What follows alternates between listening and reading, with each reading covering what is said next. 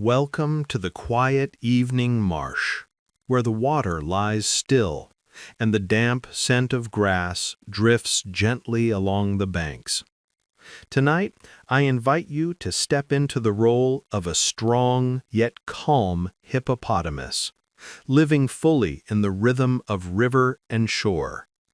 I will share a real journey filled with surprises about how hippos protect their skin, breathe, walk underwater, vocalize, and care for their young. Sit upright, take a deep breath, and join me as we begin the first story about life in the marsh. The sun climbs high, sunlight pours onto the dry sandbank, and heat from the ground rises thicker with each beat. You float close to the surface so your back takes in enough warmth, but you do not leave the water for long because the skin loses moisture easily. From tiny openings in the skin, a clear fluid begins to seep. After a short while, the fluid shifts to a pale orange and then to a deep red, spreading evenly in a thin layer over the back, shoulders, neck, and around the eyes. This red color leads many people to think you sweat blood or that your milk is pink. The truth is not complicated. This is a special skin secretion, neither blood nor milk. The fluid has a moderate thickness, clings well to the skin's surface, and gives a clear sense of cool moisture. When the sun is intense, more of it is released. When clouds cut the sunlight, the amount decreases. Every change happens quietly and steadily, without suddenness.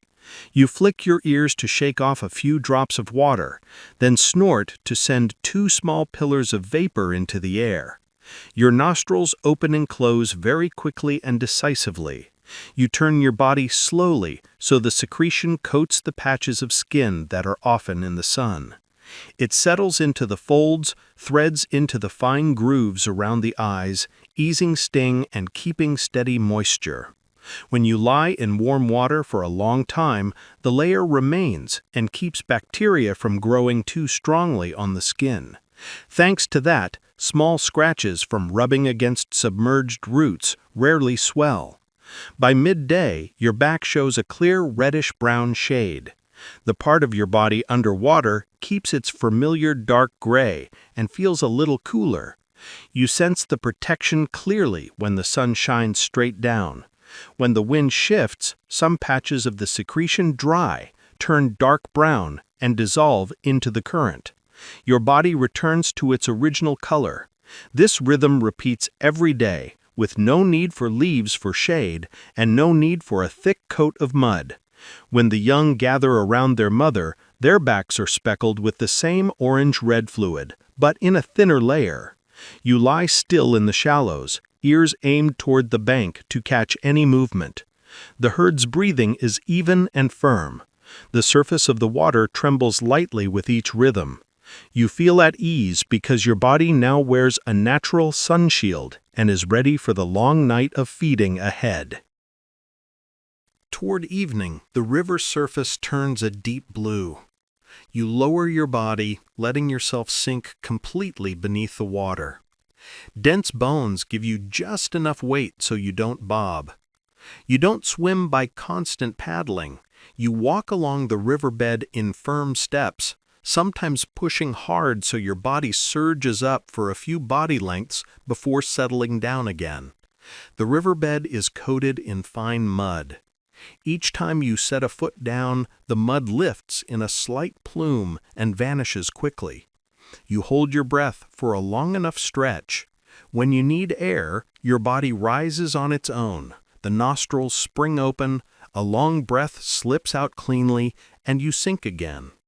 Every movement conserves energy. There is no wasted motion. Each push is calibrated by your feel for depth, the firmness of the mud, and the current at this spot. Your herd moves in a loose line, each one spaced just enough to avoid brushing shoulders.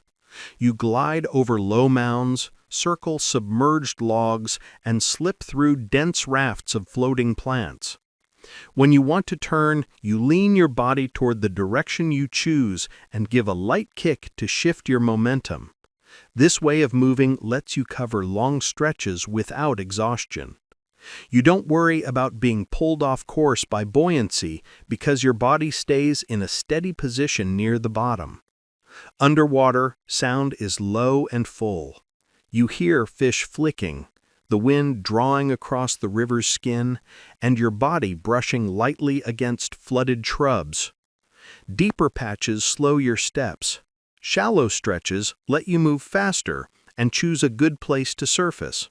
By full dark, the herd has reached the mouth of the inlet that leads to the grassy meadow. You surface once more to take a full breath, then head for the familiar path on shore. The cool night opens ahead, ready for a long, untroubled stretch of feeding. The sky darkens, the river's surface steeped in night. You open your mouth and push out a thick, low note. Part of the sound rides the air and spreads along the river's skin.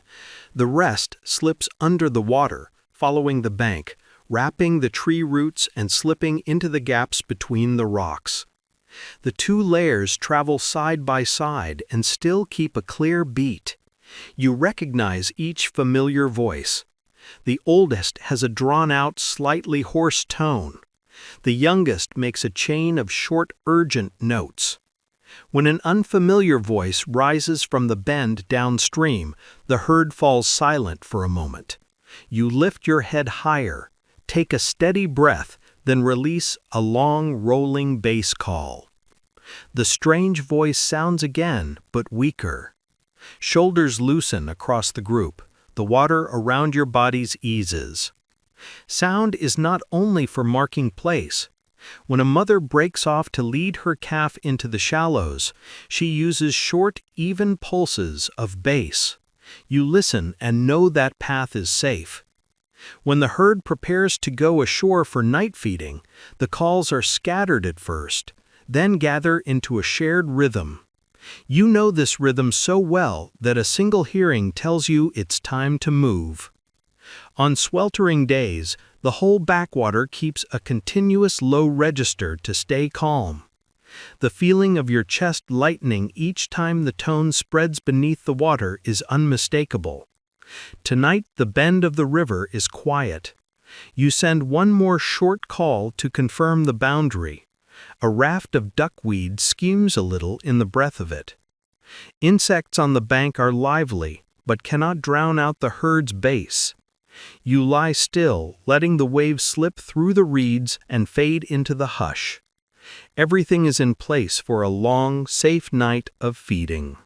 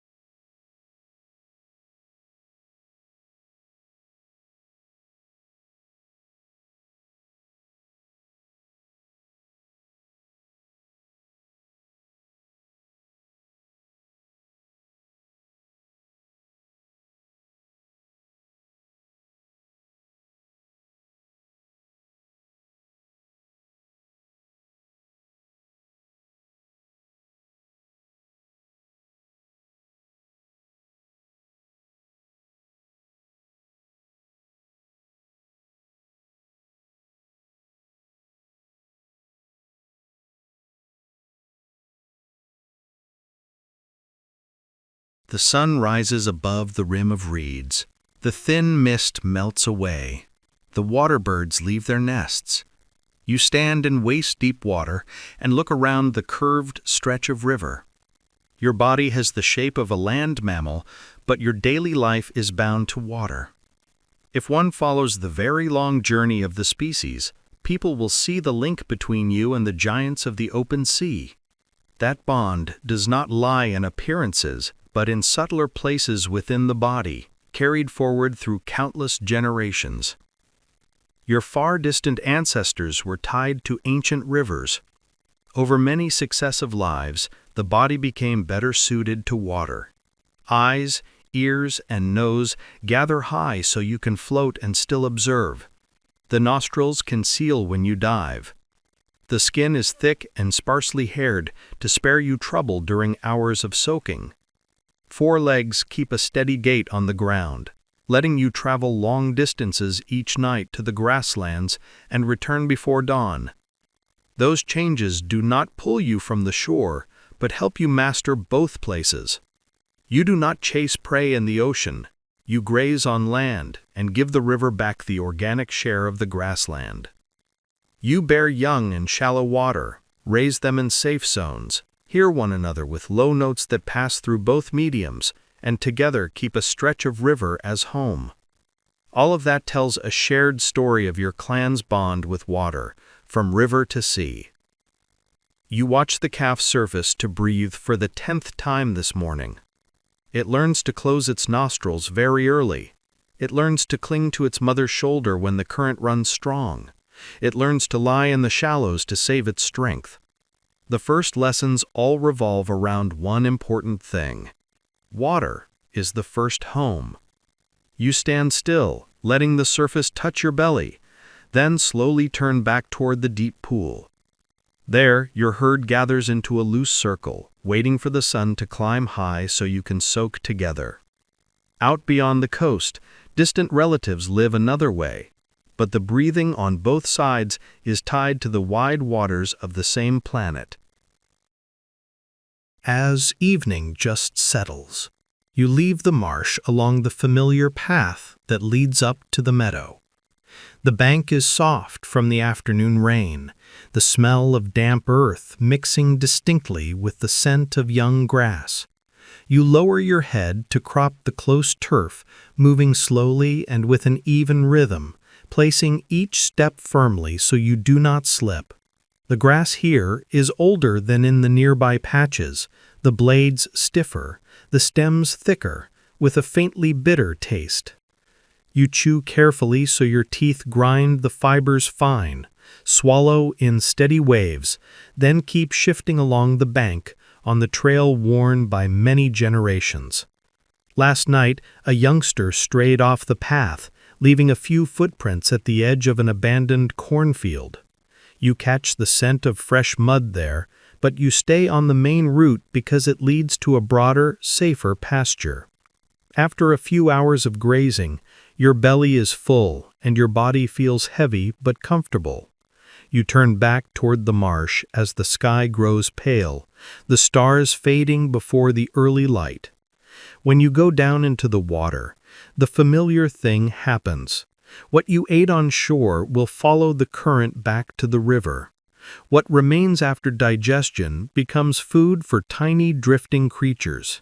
They grow strong on this input and form a vital link for the whole reach of water. From there, some fish find richer feeding, and the flocks that hunt in the shallows also gain more chances.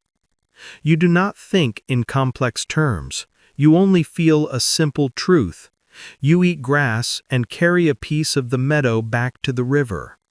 After the first rains of the season, that role is clearer because the strong flow sends everything far.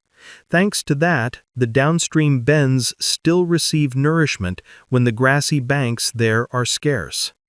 This morning you lie in deeper water to rest, ears turned toward the bank, eyes closed beneath a thin membrane to keep out the sun. Far off, the diving birds are taking fish again and again. Each time they drop below, the surface trembles lightly and then settles flat. You understand that last night's meal has begun to turn into theirs. This story unfolds every day, quiet and steady, yet it keeps the reach of river as alive as it has always been. The sweltering noon shifts into afternoon with a strong thunderstorm. Low, dark clouds drag close.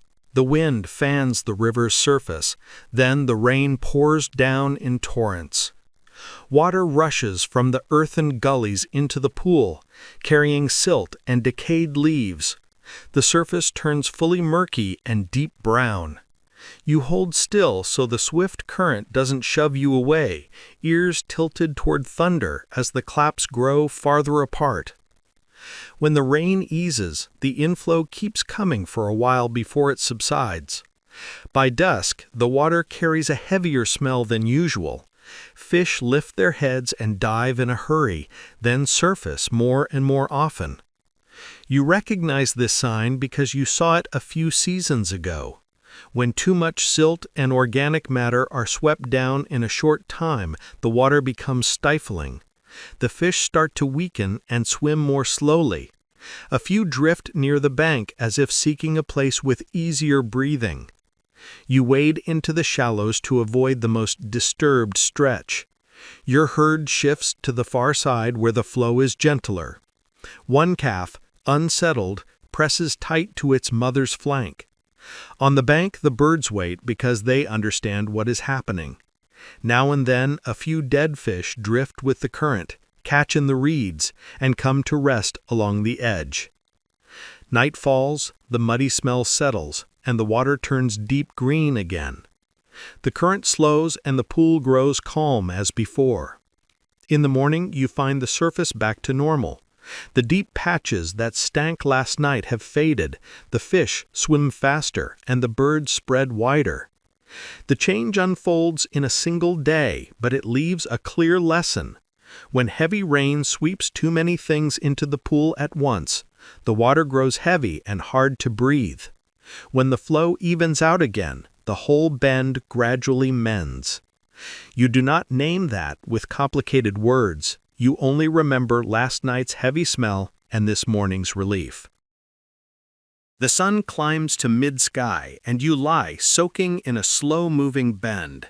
This stretch of water is under the guard of the largest male in the herd. He usually stands at the center of the curve, where both entrances are in view. You lie at a just right distance from him. All adults understand this order. When a strange group comes in, your herd's male rises higher than usual, tilts his jaw in a clear display, and holds his body right in the middle of the flow. That single move is enough to tell the newcomers that this reach is spoken for. By day, the order is clear and rarely disturbed. The females and young lie together in the shallows. The younger males keep a respectful distance. If there is a minor bump, things end with a few warning motions and short honks. Everyone knows where the boundaries lie, from the sun-baked sandbar to the patch of reeds at the pool's corner. When night falls, the picture changes. All leave the water to feed. Now the borders blur because everyone needs grass and everyone goes far. You follow the familiar trail, avoiding contact and keeping quiet. On land, no piece of ground is tied to one animal the way it is in the water. Each one may go several kilometers to find a patch that suits the mouth. Toward dawn, the herd in turn returns to the pool along the well-worn paths each knows by heart. Order in the water helps the herd avoid needless clashes and keeps the young safe. Freedom on land helps the herd find enough food and spread their tracks so the grass is not shaved bare in one place. These two beats join into a familiar circle. By day, keep the home waters tight. By night, graze in quiet. You grow up in that rhythm and gradually see why everyone follows it without much fuss. On a windless afternoon, your herd moves to a little-used corner of the pond. There is a strip of compact sand and a low shrub there. Many generations have used this place as a spot to leave signals for the whole herd. As you draw near, you catch a familiar scent. It is not strong, but it is steady and clear. It tells that the herd has passed here in the last few days, shows the direction of travel, and even the positions of the adults. You slow your pace, check along the bank, then use your tail like a small fan. With each strong sweep, you spread the marker farther so the wind can carry it along the pond's edge. The others do the same. After a while, the shrub and the sand hold enough scent for the whole herd to recognize as they pass. This spot is like a page of collective notes. Thanks to it, the newly grown quickly learn the routes, and those that have been apart from the herd for a few days can find their way back. The scent map is not a drawing, it is a chain of markers scattered along the pond and the paths on the bank. At the bend, the scent is stronger because many linger longer. At the rise to the grass, fresh scent is often clear because the herd has just passed during the night. When it rains, these signals thin out and must be renewed. When the sun holds for long, the scent lasts and needs only light adjustment. Thanks to the scent map, the herd keeps order without having to look for one another all day. A mother can lead her calf to a safe shallow and then return to her resting place. The calf needs only to follow one specific band of scent to find its way back to its kin. You understand the value of this simple work. It helps the herd stay connected without noise or strain. It also helps groups avoid bumping into each other at narrow points because everyone can read the prior signals and change course accordingly. On a cool morning, you lift part of your body out to warm and dry in the sun. When you open your mouth, you feel the weight of the large teeth at the front of your jaw. The incisors and canines keep lengthening with the years. Each day, you bite, grind, and rub them while eating and when brushing lightly against submerged tree trunks.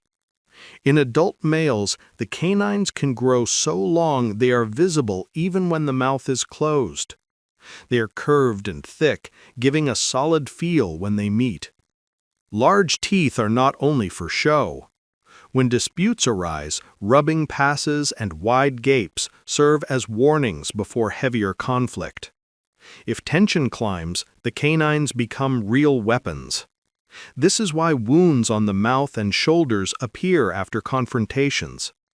Because the teeth keep growing, filing them down and keeping the surfaces clean is important.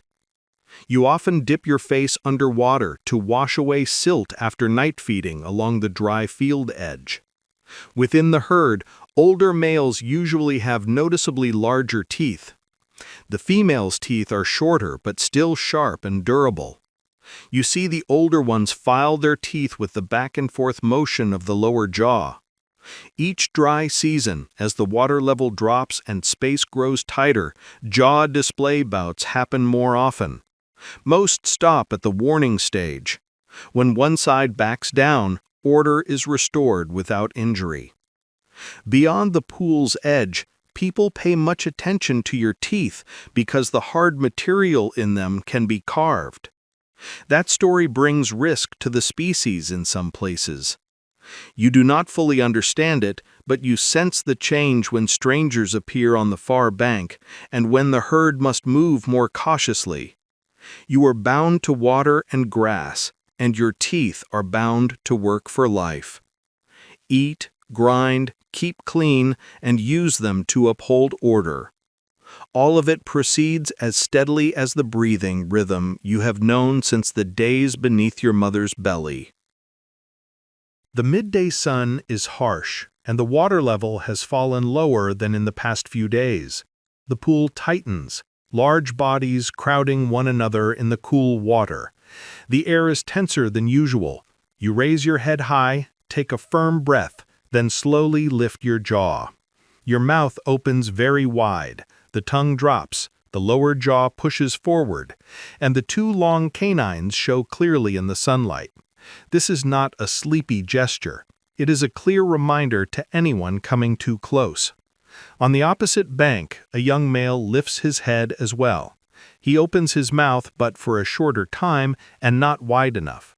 A hard breath sounds from his chest, with a few bubbles flicking from the corners of his mouth.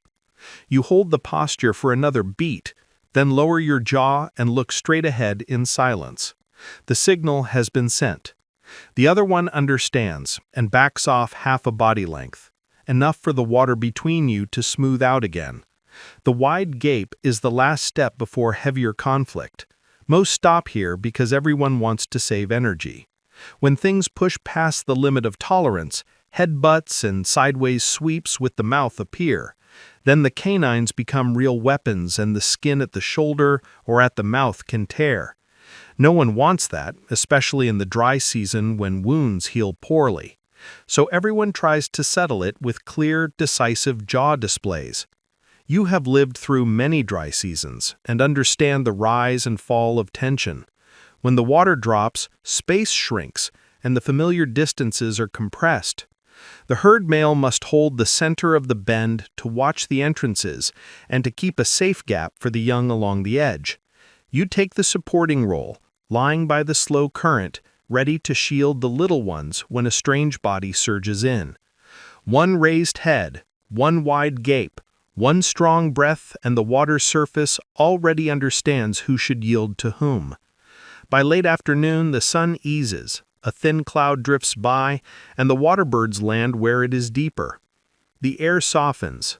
You lower your head to the surface, release your shoulders, and let your body drift slowly. Tension drains from the sandy bank, leaving only the herd's steady breathing and the fading scent of dry grass in the breeze. A day full of warnings passes without a single wound. That is the best outcome the whole herd hopes for. The sky darkens and a thin mist begins to veil the grassy bank. When it is time to leave the lagoon, the herd rises one by one, heading for the path carved very deep into the ground. This trail curves along the shore, avoids the loose patches, and cuts across a few low mounds. You set your large, wet foot on dry earth. The packed soil under your sole gives a steady feeling. The night grass smells cool and clear, so unlike the daytime scent of mud. The journey lasts many hours. Each animal chooses its own rhythm, yet keeps a proper distance. Your trail was not made in one season, but is the result of many years, even many tens of years. Each night, many footsteps press the bank firmer. At the turn, the worn path splits in two, one branch leading to the low meadow along a small creek, the other to the higher grassland. On nights when the moon is bright, you can see a silver streak running along the way like a strip of thread. You do not eat in haste at the edge. You go a little farther to the wide pasture, where the leaves are more even and the holes are fewer. You lower your head and nip strips of grass close to the ground. The chewing is steady and firm. From time to time you stop and lift your head to listen. Insect sounds cover the bank. Far away, the hum of a human engine drifts over, then cuts off. You keep grazing, moving slowly so the grass has time to grow back, avoiding scraping one spot bare. Toward the end of the night, your belly is full and your mouth is dry. You find a small hollow still holding rainwater to rinse your mouth and teeth. The cool water softens your lips and washes away the trapped bits of grass. As the sky pales, you return by the same route. The path leads you down a gentle slope, across the sandy bank, and back to the water's edge. You let yourself slip into the lagoon, the warmth in your body dispersing quickly into the cool water. The herd's low breaths sound like a welcome. A night of ranging ends neatly and safely. After a long night of grazing, you lie to rest in water of moderate depth, letting it cradle your back. Your belly is heavy, but comfortable, because the meal has settled in the right place. Inside your body, the food begins its journey through the compartments of the stomach. These chambers divide the work quite clearly. One chamber stores and moistens, another holds the grass longer to knead it more thoroughly, and another lets the softened portion pass on down into the intestines. You do not chew the cud like cattle. You chew carefully from the start, so the grass is crushed before you swallow. After that, everything else happens quietly. The food remains in the body long enough to become soft and easy to absorb. Thanks to this, even though the grass is old and tough, the body still draws what it needs over many hours. On lean days, the ability to keep grass in the stomach for a long time keeps you from growing hungry too quickly. When you lie still in the water, you feel gentle movements under your belly. That is when the inner chambers are at work. You do not feel pain or excessive heaviness, only a steady rhythm. From time to time you stand, take a few steps, then lie down again so the body feels more at ease. By noon, you rise a little to take a deep breath and then sink back down at once. Everything continues to drift slowly like the pool's current at the bend. By afternoon, your belly is lighter. You leave the spot and swim slowly toward the shallows. The calf presses against its mother's flank and dozes off. You keep watch over this area to prevent strangers from intruding. By night, your belly is trim and the body is ready for a new night. The cycle of feeding and resting links into a steady loop. Grass goes from the bank into the body, passes through several sensibly arranged chambers, and the remainder returns to the water to continue the river's story. Late into the night, the pond holds its breath. The mother leaves the herd and seeks a quiet, shallow pocket of water. Here, the water reaches her belly, the reeds break the wind, and the surface lies flat. You keep a distance, leaving her space. When the moment comes, the mother's body works in rhythm. She braces on all four legs, lowers her body, and keeps her head steady. A small, wet, sturdy body slips from her belly, sinks a short way, then rises. The newborn is still wet and trembling slightly. Its nostrils seal shut in an instant. The ears press tight so water will not pour in. The mother supports it with her shoulder, giving a gentle push so it floats higher. After a few brief seconds, the calf takes its first breath. The sound is small and even. It drifts against its mother's chest, finds the teat, and latches hard. If the current grows a bit strong, the mother adjusts her position so it isn't swept away. This shallow water is a safe place for it to learn breathing, to time the closing and opening of its nostrils, and to match the body's rhythm of rising and sinking. In the first days, the mother and calf often break from the herd for short stretches. The calf nurses frequently, sometimes even under the water. Each time it feeds, it keeps its nostrils sealed and clings tight to its mother's flank. When it needs rest, the calf lies in the shallows, raising just enough eyes and ears to watch. The mother always keeps a safe ring around it, ears turned to every side to catch any stir. You and a few other adults stand at a respectful distance, shielding the pair whenever something unusual appears. A few weeks later, the calf swims better and follows its mother into slightly deeper water. It learns to read the herd's low calls and to find its way by scent along the sandy bank. Its body grows and the skin thickens. One early morning, the calf swims close to its mother's shoulder and rises in the same beat. The whole pond greets them with short, low honks. A new life has slipped into gear, secure and well provided. The dry season stretches longer than usual. The grassy banks wither to yellow. The water draws deep into the pond, leaving bands of mud cracked into even tiles. At night, the herd travels shorter distances because fresh pasture is far and scarce. On a stifling afternoon, a strange smell rises at the bank's edge. It is the scent of a dead body wedged in the reeds. A flock of birds wheels high above and then drops down.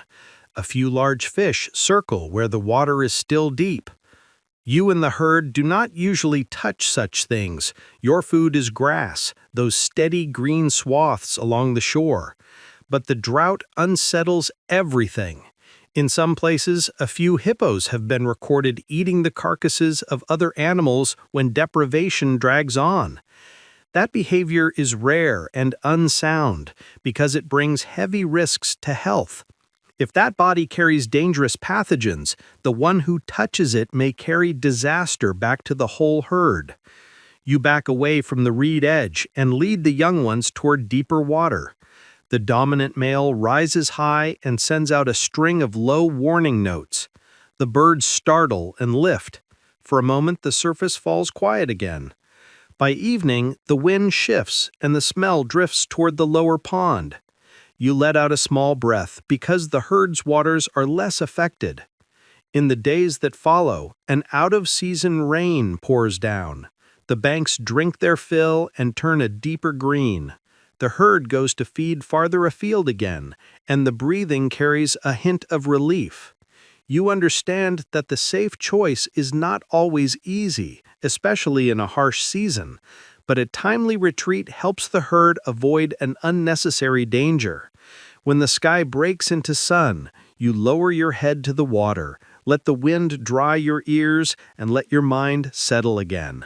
The herd resumes its familiar life, slow and steady as the groundwater beneath the reed bank. The evening cools after a day of fierce sun. The water lies flatter, the reeds stand still, and the air seems to wait for a familiar signal. You take a firm breath and push a low note from your chest. The call is not shrill, but full, spreading across the river's surface and diving below. A few nearby answer with short sequences. Those farther off follow with a drawn-out cadence. Soon, the whole lagoon forms a ring of sound. At some bends, the volume is so strong that people on the bank must cover their ears.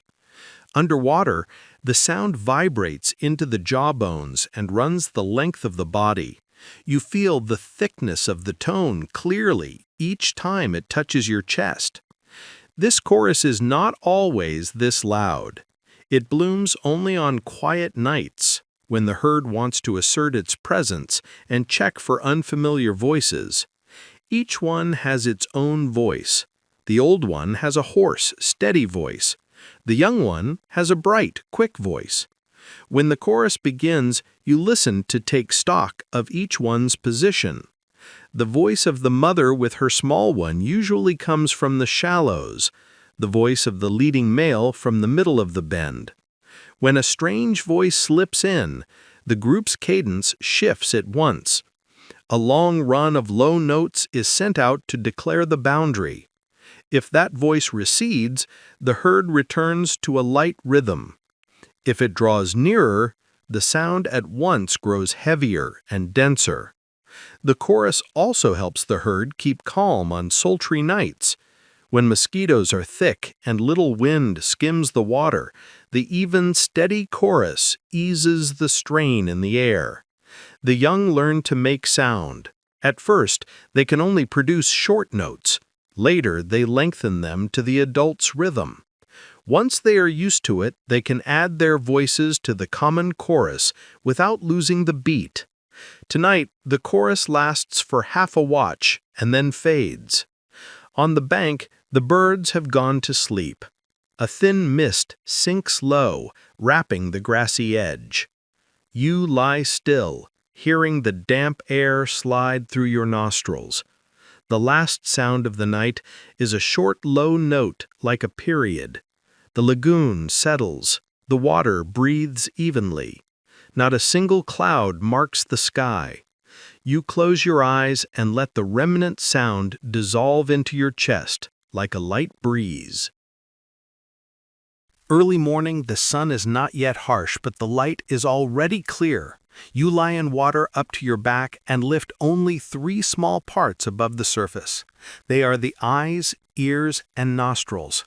These 3 points are enough for you to watch, listen, and breathe without revealing your whole body. The eyes have a thin membrane that slides sideways when you sink. The transparent film keeps them from being irritated by sand and debris in the water. The ears have lids that seal when you dive, so water does not flood in. The nostrils close neatly and open at the exact moment you need to breathe. Thanks to their high position, you observe the surroundings without raising many ripples. The rustle of grass on the bank, the light steps of wading birds, everything comes through clearly. When you spot a human silhouette in the distance, you sink a little deeper. When you realize it is a familiar person on the opposite bank, you rise again and keep your breathing steady. The 3 small points on the crown of your head let you stay less exposed while still getting all the information you need. At midday heat, the membrane over your eyes works non-stop. You blink underwater without any sting. When silt drifts with the current, you move to clearer water to keep fine dust from clinging to your eyes. In river bends thick with decaying leaves, you shorten long dives to avoid the itch along the rims of your ears. These parts coordinate like 3 small doors, opening when needed and snapping shut very quickly when you dive. Calves learn to use these 3 points very early. They usually surface to just the right height, take a look around the banks, then slip under again. When swimming beside their mother, they lean on her shoulder to adjust depth. When the water eddies, a calf gets a little flustered and opens its earlids a touch late. The mother gives a gentle nudge to cue it to fix its timing.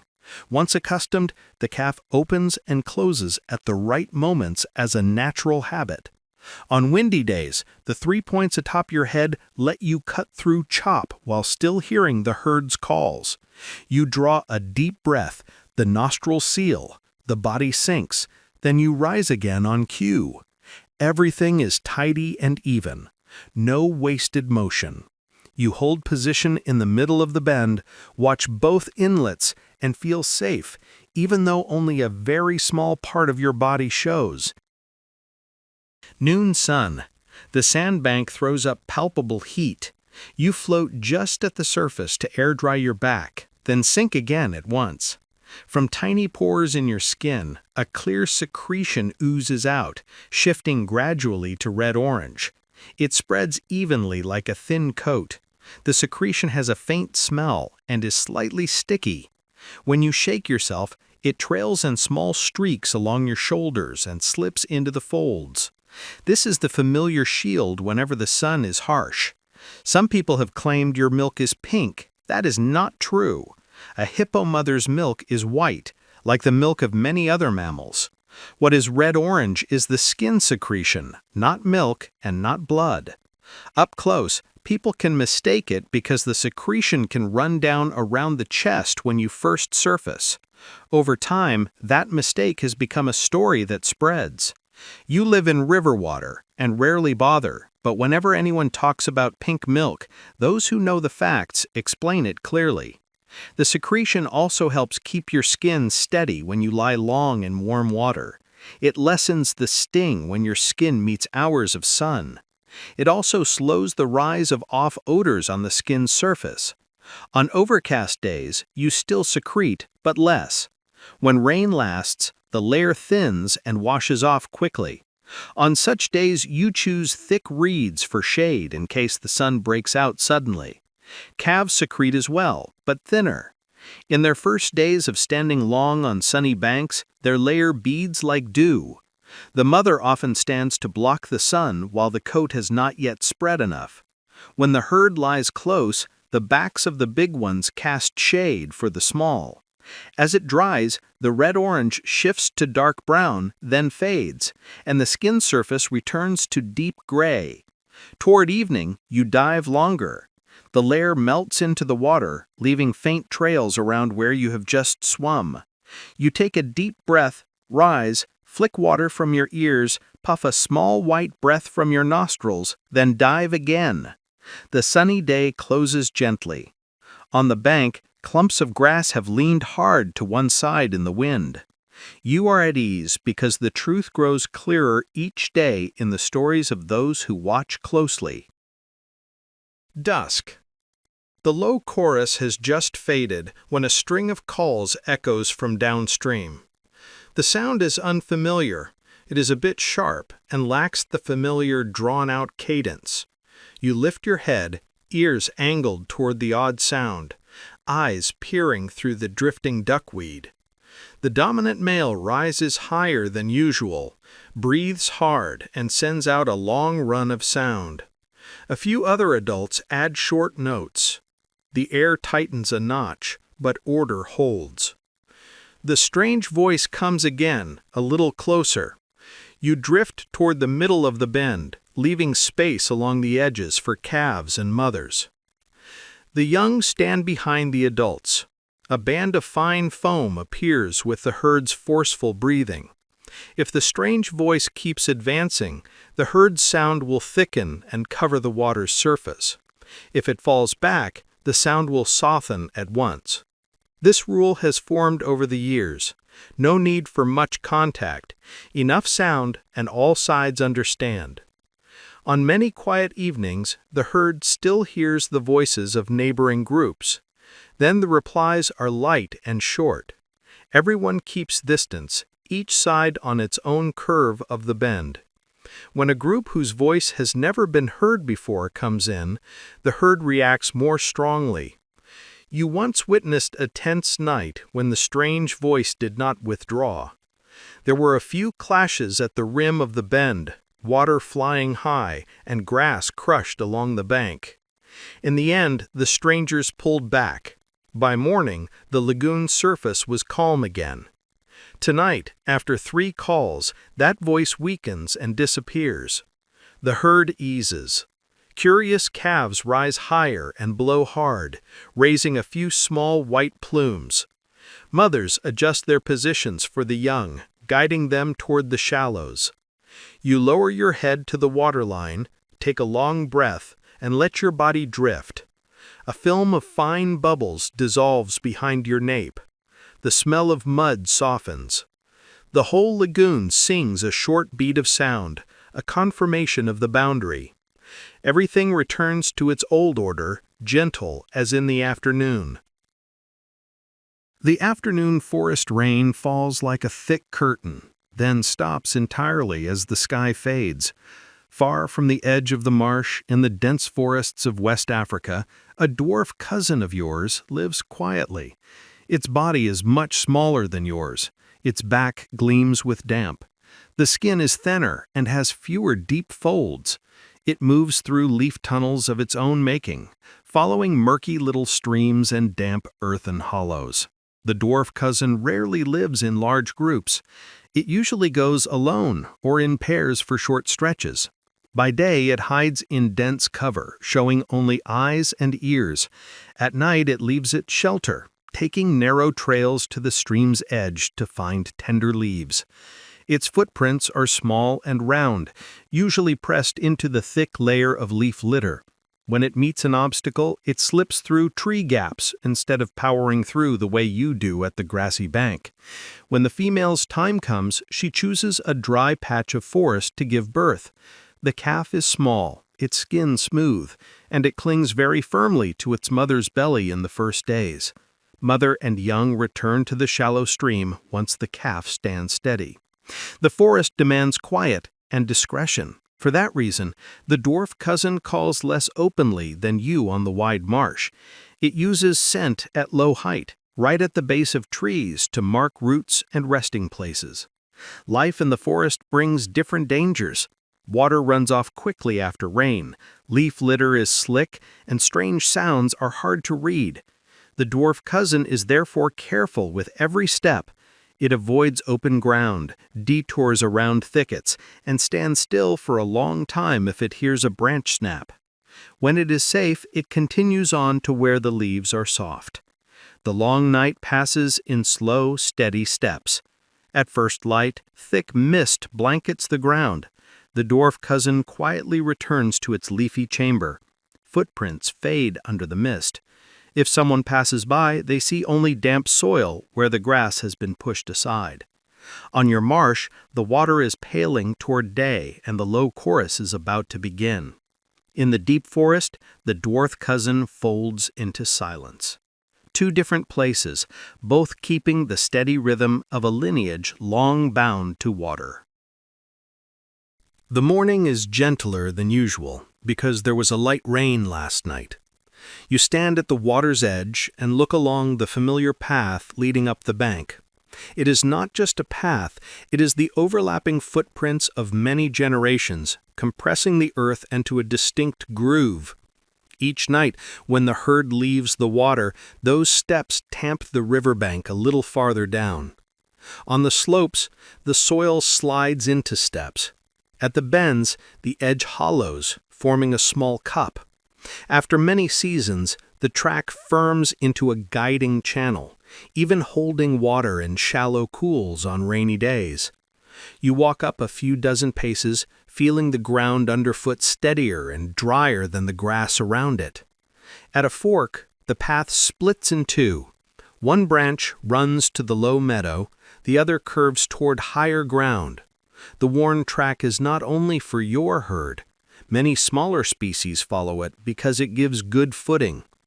After heavy rain, water follows this very rut, pulling dry leaves and fine soil down into the backwater. After years of this, a narrow runnel forms at the foot of the slope. Each season, it deepens a little. The riverbank thus changes to the rhythm of the herd's walking. In another corner of the backwater, where the herd often climbs out to sun, the sand surface has sunk noticeably compared with the two edges. It is the result of thousands of steps and many bodies sliding. Nearby, a patch of reeds has thinned from steady abrasion. When the wind blows, fine sand from higher ground gathers along the rim, making a new lip. To you, it is only an easy place to lie. Yet over the years, it becomes a stopover for many water birds, then a resting ground for the whole herd at the midday heat. The path also helps the water find the shortest way. When long, heavy rains arrive, the rut leads the runoff straight into the backwater instead of spreading everywhere. Because of that, some stretches of bank do not erode too fast. Elsewhere, where many feet converge, the soil is tightly compacted and plants grow more slowly. The worn trail becomes a boundary between green sward and bare slope. It is a very slowly changing map, written by the herd's own footsteps. At noon, you lie in water of moderate depth, eyes toward the bank. On the old path, last night's prints are still damp. You know that tonight the herd will follow that same route. The track will sink a little deeper, the bank will shift its shape a little more.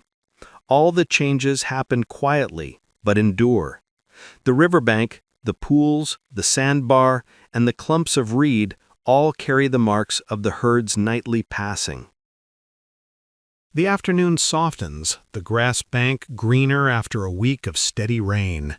In the quiet reach, you see the largest male standing slightly toward mid-channel, keeping a clear distance from the cluster of females in the shallows. As the moment draws near, the female deliberately chooses a safe spot, with water up to her flanks to keep her balance. The male approaches from behind, making no loud noise.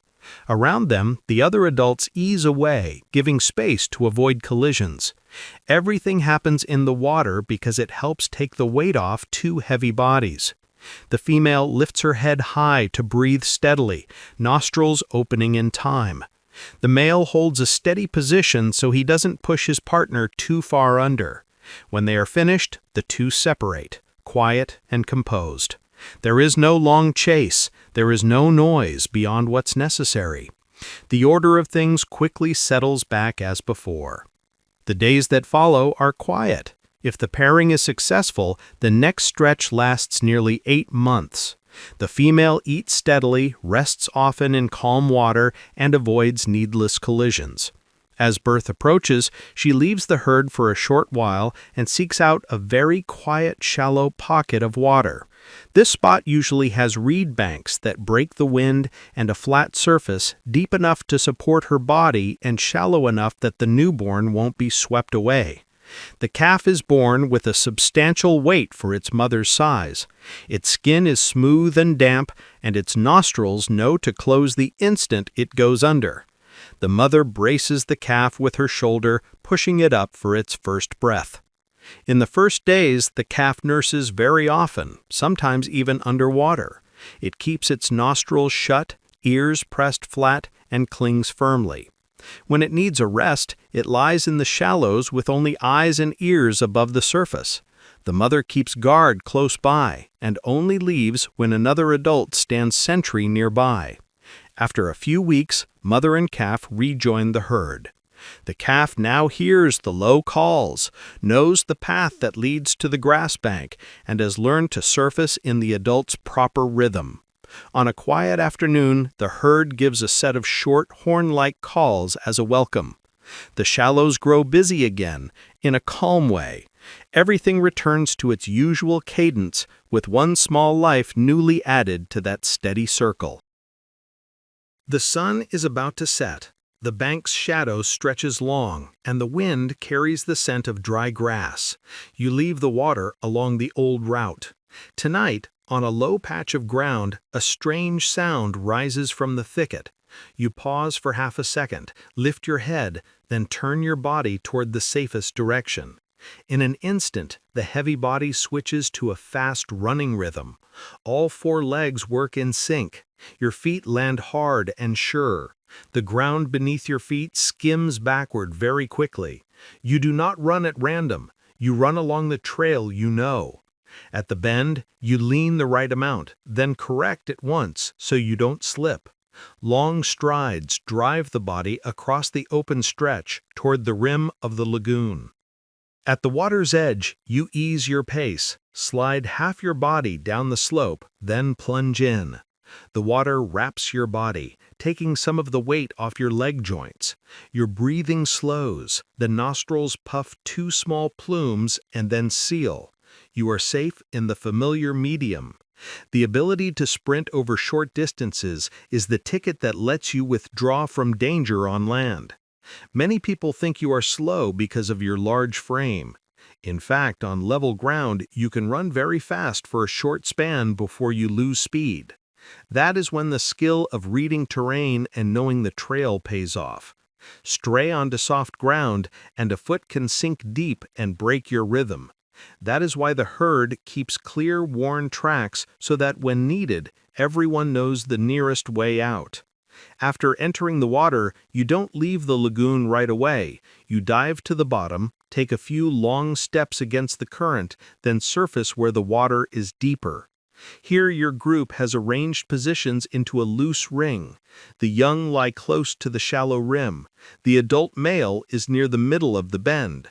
Calm returns. A few short low calls sound, enough to check each one's position. The night is still long and the grass still waits ahead, but everyone will set out a little later to ensure safety after the startled moment. The sky darkens and the river's surface begins to mirror the day's last bands of cloud. You sink down to your neck, letting just your head touch the surface. Sound travels in water differently than on shore. It is thicker and firmer. When a low call rolls in, you do not hear only with your ears. The jawbone takes the vibration first, carries it inward, then joins it with the sound entering through the ear. The feeling is very clear in the lower jaw and along both sides of the neck. When the herd calls to one another, you fix the position of each animal by the direction and strength of the vibration. A sound from the left usually touches the left jaw first, giving a brief heaviness there. A sound from behind makes the whole nape vibrate. You rely on this feeling to turn your body precisely, without needing to look much. On dark nights or in muddy water, this way of hearing is even more useful because the eyes cannot see far. On windy days, the surface is speckled and the noise from the bank blends together. Underwater, the sound keeps a steadier rhythm. You dive a little deeper to hear clearly, then surface in another spot to check. When an unfamiliar voice sounds far away, the herd sends out long tones to test the response. You feel each layer of sound pass through the body, light in the belly, strong in the chest, then rebound outward like a soft wave. The young learn to listen with the whole body early on. At first, they turn their heads slowly and often mistake the direction. After a few weeks, they learn to set the jaw toward where the sound comes from to catch the vibration more clearly. Each time the chorus gathers, the young stand near their mothers so they do not get lost. The mother uses her body to nudge and correct their aim. Little by little, the young hear as accurately as the adults. You surface, blow 2 small white plumes, then sink again. The herd's low calls spread out steadily. The whole stretch of the backwater feels as if an invisible thread ties everybody together by vibration. Without seeing one another, everyone knows where the others are and whether they are calm or tense. Thanks to that, the herd keeps its order even in the thick of night. The sun rises and drops each day. Your life keeps pace with that change in steady measure. By day, you soak in the water to stay cool and keep your skin moist. The noon sun warms the surface, but sinking just a little deeper turns it cool again. You shift with the shade cast by the reed bank and low shrubs, always choosing a spot both quiet and just deep enough not to scrape the stony floor. Toward evening, you surface more often to take strong breaths and get ready to leave the water. As the sky changes color, the herd takes the familiar path. Night is the time to eat and to range. You graze slowly, moving in small stretches so the pasture is not stripped bare.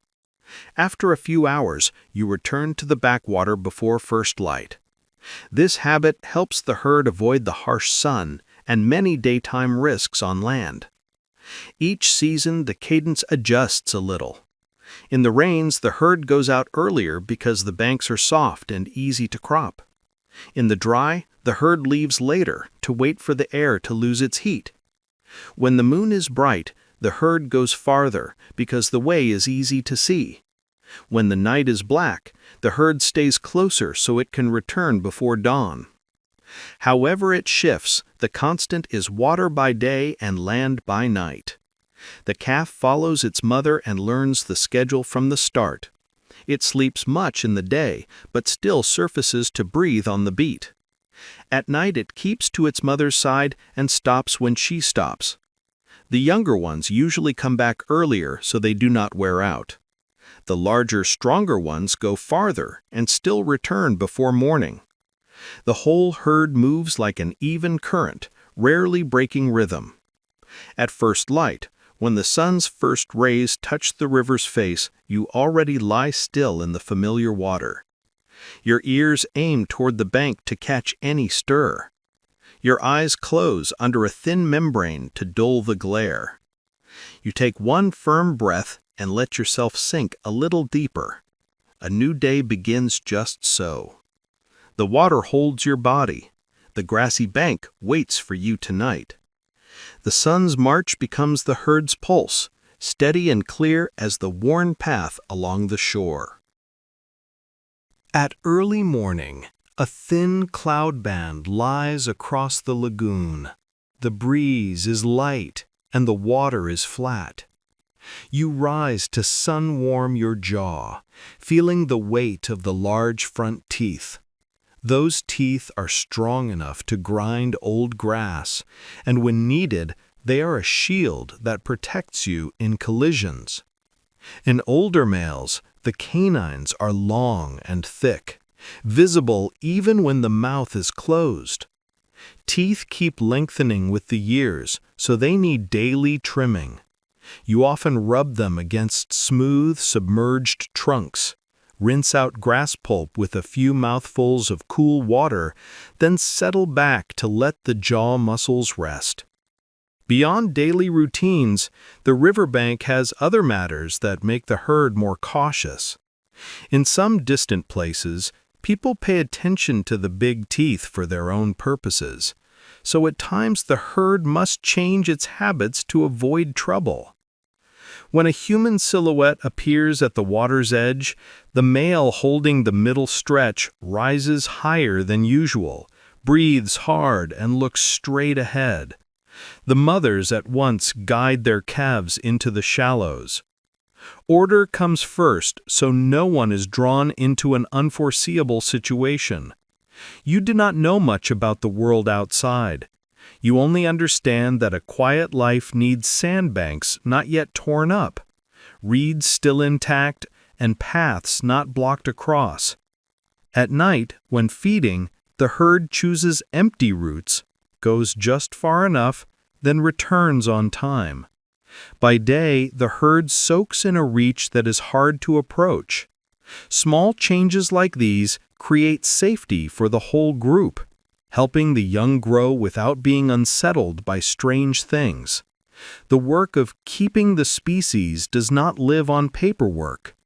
It shows plainly in the herd's steady breath and the way you shield your young with your shoulder when the water pounds, in the way the group yields to one another at a narrow point, and in holding back from needless clashes. Toward evening, the light softens. You lower your head so the cool surface touches the bridge of your nose, then sink a little deeper. A day passes in calm, thanks to the simple but steady rules the herd has kept through many seasons. Late in the afternoon, you follow the herd up to a familiar strip of sand. This is where many generations have stopped to leave marks for one another. From afar, you can already see the low shrubs with a fine brown film clinging to the inner leaves. You pause at the edge and read the scents like turning a page of notes. Old smells say who passed here a few nights ago. Fresh ones tell the direction and pace of the most recent group. All the information sits neatly on a small stretch of sand, yet is enough to guide the whole herd onto the right path. You step slowly and check the corners carefully. Then you fan your tail hard to spread your mark farther. With each sweep, the sign scatters wide, catching on grass stems and on the sand around your feet. A few others, in turn, do their part. No one hurries. Everyone keeps just enough distance. If it rains that evening, the signs thin out and the herd returns sooner to renew them. If the sun holds, the smell lasts longer and only needs a light top-up. The scent library runs along the pond's edge. At the turn that climbs to the feeding ground, the smell is strong because many pass by. In hidden corners with thick brush, the long-settled scent shows the traces of those who split from the herd for a few days and then returned. Thanks to this system, groups avoid crossing at narrow points. The young learn the way back quickly, too, because by following the familiar chain of smells, they can find the safe descent to the water. You understand the value of those tasks that seem small. They keep the herd connected without noise. They make the night's journey tidy, and each morning they ensure the herd appears in full at the familiar stretch of water. On bright moonlit nights, you follow the scent library as if following a guide trail that never fades, over the higher strip of ground, past the lip of a small creek, and back to the exact water's edge before the sky pales. Past morning. A light fringe click and shallow water with a fine. Several mothers stand in the middle are the young. Here reaches a calf enough to stand steady, up and breathe with ease. The little one clings to its mother and then, edging away, looking back at once at the young learn fast, surfacing on the right beat, their nostrils neatly, just pressing their ears tight in. When hung, mother's belly and nurse right underwater for the mothers both shield hear the herd's low note an unfamiliar sound pool. The mothers turn, forming a quiet wall and chop. Sitting still, eyes watch mother's shoulder when the Toward noon, and the group shifts of a dense patch of reed. Adults stand a short distance, the nursery quiet. A curious cat too far, and his gentle chest back into the safe zone proceeds firm, but the little ones get to explore within the adults' sheltering. By afternoon, the surface nursery dissolves. Paired drifts toward the calf, tired, back, eyes thin membrane. Build its strength, teach and teach it to hear. A few weeks later, mothers into deeper water to the shallows when they need nursery in the shallows is the herd's order and safety.